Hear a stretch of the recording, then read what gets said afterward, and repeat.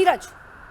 यह देखिए, बिल्कुल जो हमें लगातार अलग अलग मीडिया माध्यमों से जानकारी मिल रही है, उसमें ये अभी तक पता नहीं चल पाया कि आग के असल वजहों का पता नहीं। लेकिन आपने ठीक कहा कि कल वहां सुनामी और भूकंप की खबर आई, उसकी वजह से कितनी तबाही और बर्बादी हुई, कई घरों में आग भी लगे, उसकी तस्वीरें आपने देखी। और आज ये टोक्यो एयरपोर्ट, हालांकि टोक्यो का जो ये एयरपोर्ट है वो प्रभावित नहीं हुआ कल की घटना में, लेकिन आज टोक्यो के हनेदा एयरपोर्ट पर ये तस्वीरें आप देख रहे ठीक है लगातार। नीरज, तस्वीरें हम बता देते हैं। जानकारी मिल रही है, क्योंकि शुरुआती जानकारी थी, अब खबर ये मिल रही है कि 2 विमानों में रनवे में टक्कर हो जाती है, लेकिन ये बड़ी लापरवाही इसे कहा जाएगा।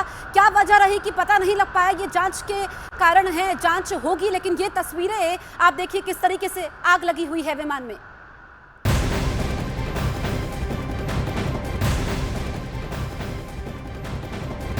आप विधायक अमानतुल्लाह के ठिकानों पर छापेमारी हो रही है। दिल्ली में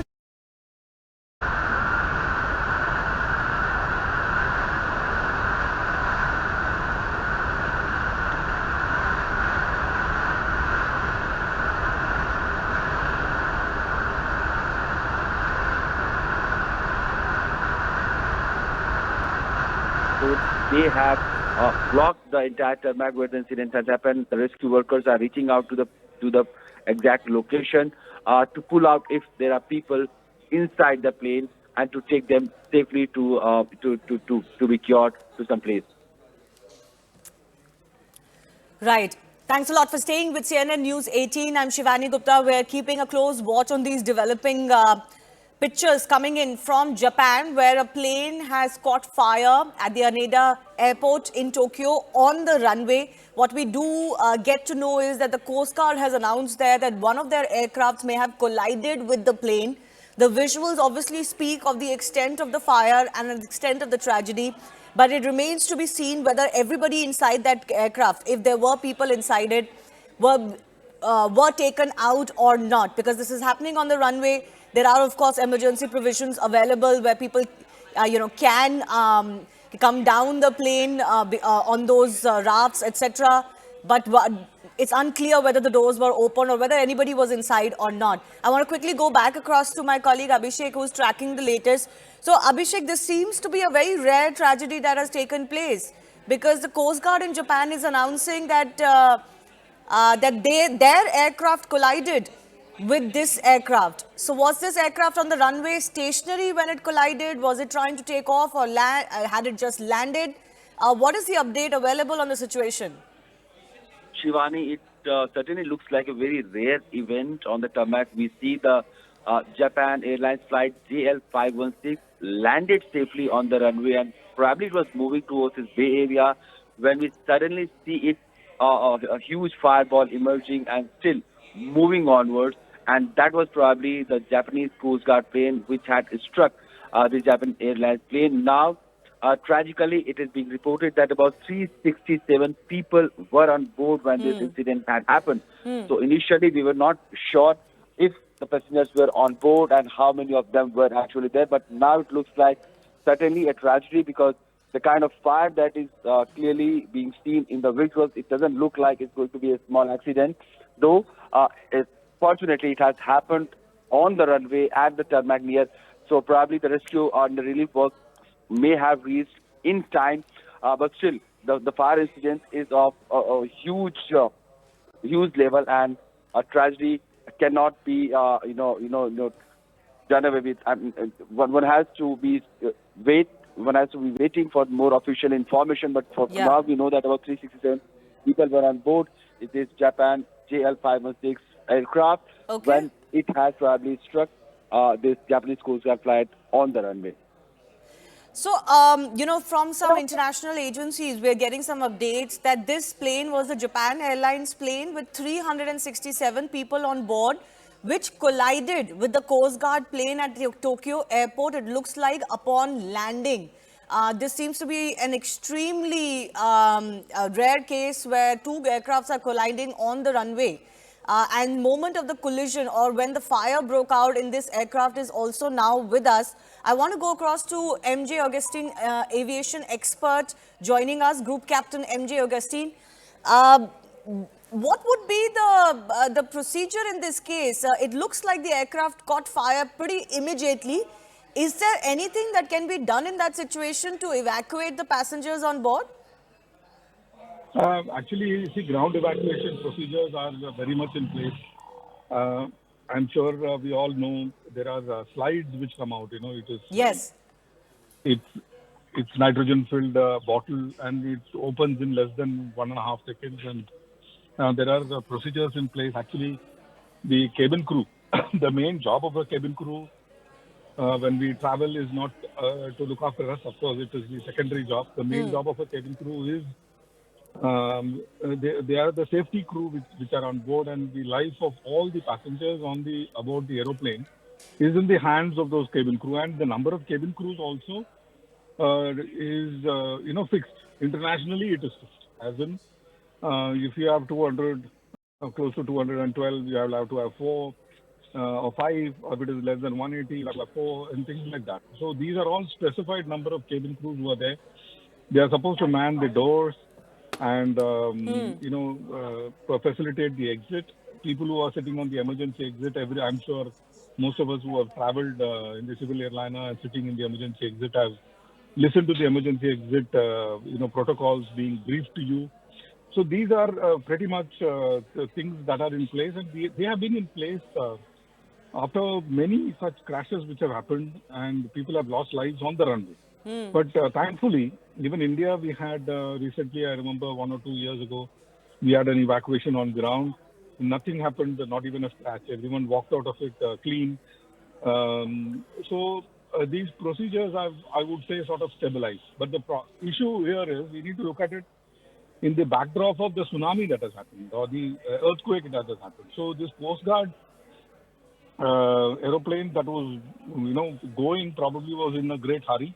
Yeah. That is why probably this kind of collision that one gets to hear. Group Captain Augustine, the issue is I'm looking at this this visual that we've accessed of when this plane is taxiing on the runway or has just landed on the runway and has suddenly caught fire. It is unclear from those visuals taken from a distance at least whether there was another aircraft on runway. But the problem here is that it seemed to catch fire pretty immediately. So, and 367 is a very large number of people on board, and this could turn out to be a massive tragedy. Could be. See, 367, I'm guessing it is a wide-body aeroplane. So something like a 777 or a Boeing 787, which carries in one trip, and it may have been destined for a longer journey, probably to US or somewhere in the Europe. So it carries something like 30, 40 tons of fuel. Contrary to common belief, we think petrol as opposed to diesel is more volatile, and the aviation grade fuel, which is actually kerosene as opposed to diesel, is more volatile. It is not true. Petrol, there's something called flash point, and there is something called the calorific value of the fuel. So the flash point of petrol is pretty low, but the calorific value of a petrol is much lower than diesel or kerosene. The kerosene has very high calorific value per gram, which means if it catches fire, A, it will instantaneously spread, B, it will the temperature rise is pretty fast and pretty high, and third and most importantly is it will continue burning for longer period of time. So these are three major challenges one faces. In some of the visuals that we've accessed, almost the entire plane seems to be up in flames very quickly. I don't think it would have taken a very long time for that to happen. And as you were saying, very quickly and very high temperatures, and roughly the entire plane seems to be up in flames. How quickly, in such a scenario, as per procedure, how quickly do fire services reach the runway? Very good question. In fact, you couldn't have asked this question to a better person than me. You know why? I was in an aeroplane which caught fire on takeoff. Right. My aeroplane exploded on takeoff roll on 1st of March 1995.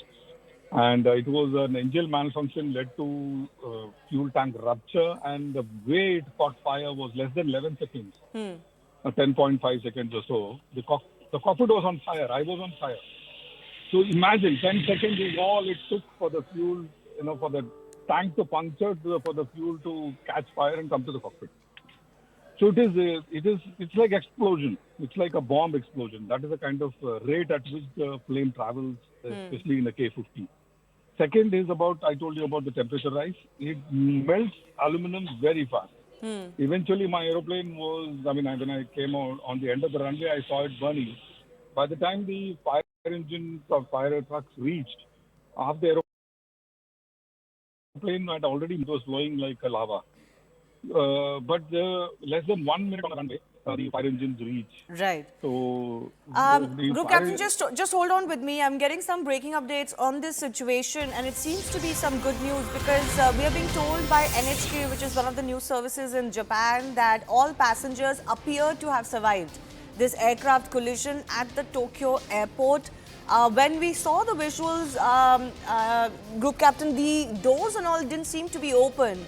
It didn't seem like any evacuation process had taken place. At least the doors were shut. Those slides were not visible, etc. But what we do know from one of the services in Japan is that the passengers, the crew have survived this collision. So they must have been able to get out very quickly.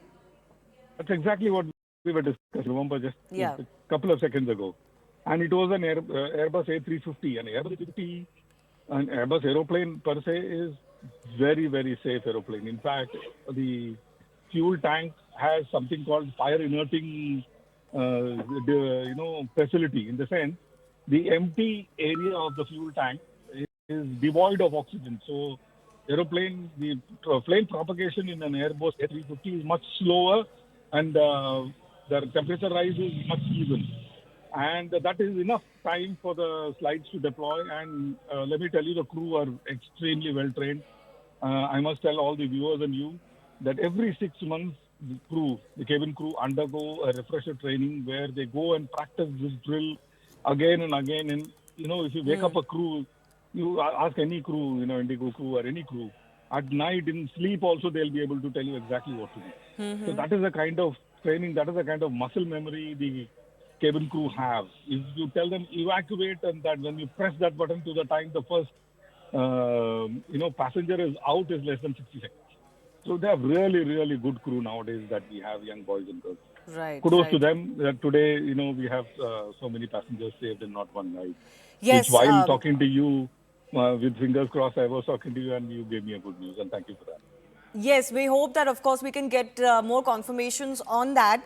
But let's just talk about this collision also. How rare is it for two planes to collide like this, two aircrafts to collide like this on a runway? See, there is a wonderful term in Japanese called harakiri, and I want to use that term here. See, when we drive on the road today, nobody, not even Uber guy or anybody or an auto rickshaw guy, they use something called Google Maps, isn't it? But you'll not believe it. We don't use any kind of mapping devices on the aeroplane to show the aeroplane where they are with respect to the runway. Which is why we have cases. While talking to me, you can tell your team to pull out the data. There's something called taxi incursion and there's something called runway incursion. It is pretty normal, even today, with so much of technology, for aeroplanes to mistake certain taxiways. Suppose taxiways are numbered or alphabetical numbers are given. I'm sure you must have looked through the window and it is written A, B, C, D. So if you're